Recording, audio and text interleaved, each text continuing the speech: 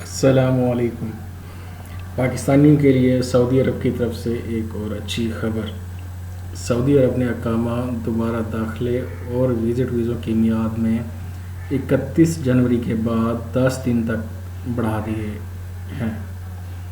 21 جنوری 2022 اقامہ، دوبارہ داخلے اور وزٹ ویزوں کی میعاد 31 جنوری کے بعد اب 10 دن مزید اور بڑھا دی گئی ہیں۔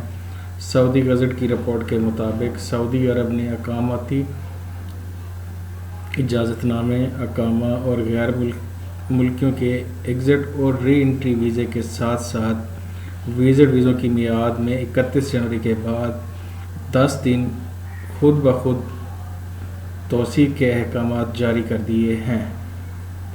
یہ ان تارکین وطن پر لاگو ہوگا جو زائرین ان ممالک سے ہیں جو کرونا وائرس کے پھیلنے کے بعد سفر کی عارضی معطلی کا سامنا کر رہے ہیں۔ جنرل ڈائریکٹر آف پاسپورٹ جوازات نے کہا ہے کہ وہ تارکین جنہوں نے سعودی عرب سے روانگی سے قبل کرونا وائرس کی ویکسین کی 2 خوراکیں حاصل کی ہیں، انہیں اس توسیع سے استثناء حاصل ہے۔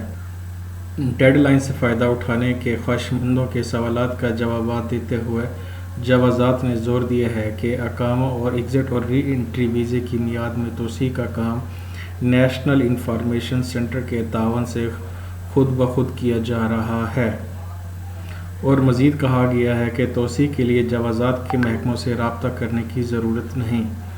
جوازات نے کہا ہے کہ وزارت خارجہ سفری پابندی کا سامنا کرنے والے ممالک ان لوگوں کے وزٹ ویزوں کی میعاد کو خود بخود بڑھا دے گی، بشرطیہ کہ وہ اس وقت مملکت سے باہر ہوں۔